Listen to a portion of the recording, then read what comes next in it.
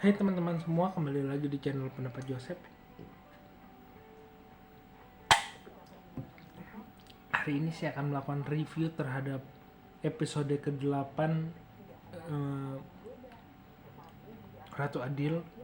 Sebenarnya hari Sabtu saya sudah bisa membikinnya, tetapi karena harus melihat beberapa sisi, saya memperlambatnya dan cukup cukup merasa bentrok jadwalnya. Jadi sekian, kita mulai dari jalan ceritanya. Saya bilang singkat. Lasja di episode terakhir itu marah gara-gara anaknya diculik. Dia mulai menanyai satu persatu yang menjadi lawannya: Elvira, Kevin, Sofian. Puncaknya ya pada saat anaknya ditekan, diancam untuk memberikan ini external hard disk. Dan terakhir yang paling cukup juga merasa tersinggung adalah pada saat Mario sudah meninggal. Nah, apa yang menjadi persoalan dalam sisi psikologis seorang Lasja ya, kalau dibilang orang kaya yang sangat didolakan ya jauh lah. Meskipun dia memiliki hubungan, dia punya penggemar dan cinta yang belum selesai versi Mario ya, tetapi dia cukup anak kaya yang tidak merasakan derita, tetapi akhirnya dia merasakan derita tetapi cukup dalam. Bapaknya meninggal ditembak, keluarganya ditekan terus menerus, dia harus bangkit. Secara dia bangkit perlahan, kematian bapaknya, suaminya meninggal, terus semakin tertekan hingga puncaknya dia bisa menyerang balik. Itu jalan cerita pertama. Dari segi psikologis ya, orang ini menjadikan, kalau misalnya kalau waktu itu berbicara psikologinya Kartini, kalau memberikan nasihat dalam cerita kehidupan seorang pembacanya terus dibikin kayak cerpen. Kalau di Kartini itu selalu ada, jadilah jangan meratapi kesedihanmu, tetapi jadilah jadilah dirimu menjadi per atau pegas besi, karena semakin ditekan itu semakin dia bisa melenting lebih tinggi. Ini yang terjadi pada Lasja, bahwa kesedihan dia, kematian suaminya, kematian ayahnya, atau bagaimana dia tertekan dalam waktu ke waktu, dan di mana harta ayahnya semakin dipaksa untuk diambil, membuat dia tidak nyaman. Dan itulah mekanisme kehidupan yang untuk menjadikan Lasja sebagai pemimpin Sembilan Naga setelah dia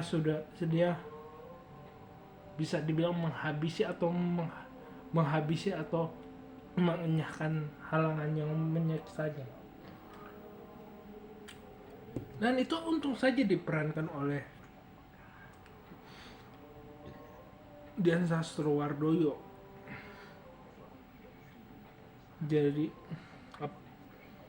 Jadi kalau mafia naga hitam ada si Alex yang atau diperankan si Abimana.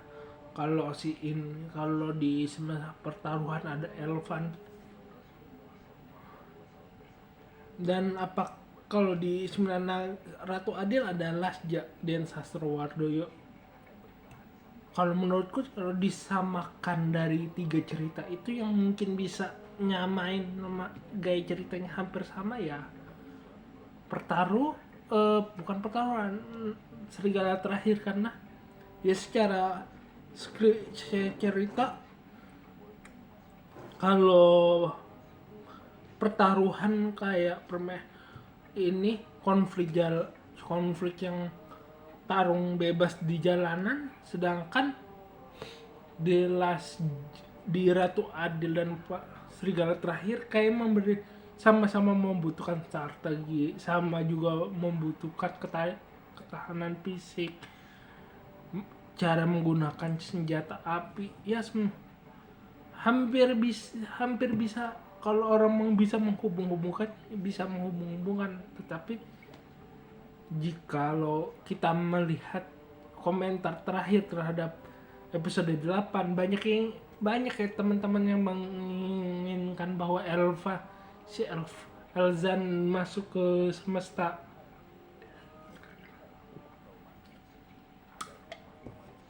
semestanya si pertaruhan. Dan menurutku ya akan sulit menggabungkan pertaruhan dengan Ratu Adil ketimbang mempertemukan Serigala Terakhir dengan Ratu Adil.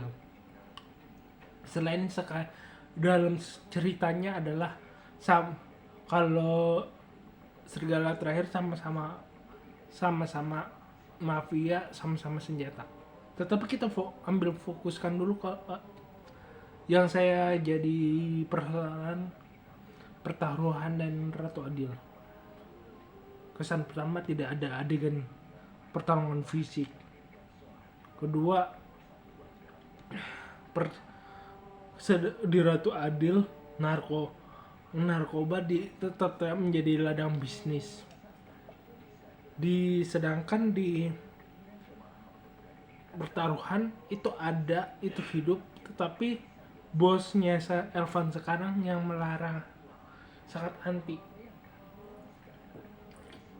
Mungkin sama dengan si Lasja, tetapi makin melihat sebuah ceritanya, gaya ceritanya mungkin masih ada jalan terjal. Jadi yang menurutku positif adalah ceritanya ini untuk memperkenalkan Lasja akan bagus, dan untuk memperkenalkan lagi Ratu Adil di ceritanya lagi untuk dikembangkan ulang itu menurutku masih perlu waktu, karena ya ini harus diakuin ini tidak se-booming Gadis Kretek. Walaupun kalau orang mencari seru-seruan atau kebiasaan video mengembangkan cerita, menurutku video dengan sedikit gaya Hongkong, gaya cerita Hongkongnya sudah ada di jalur yang tepat untuk memberikan kesan. Biasanya Dian Sastro cinta, dikagumi, terus Jeng ya orang yang punya kisah yang pilu, ataupun di kisah ini bukan perempuan yang sempurna, tetapi perempuan yang benar-benar bisa diandalkan di saat kehidupan itu menekan kamu jadi per. Mungkin sekian dari saya, kurang lebih mohon maaf. Jika suka silakan like video ini, subscribe pendapat Joseph. Jika ada kritik saran terus di komentar, ide juga terus komentar. Jika ada keinginan berinvestasi, silakan klik link Saweria atau scan barcode di pojok kiri bawah. Terima kasih.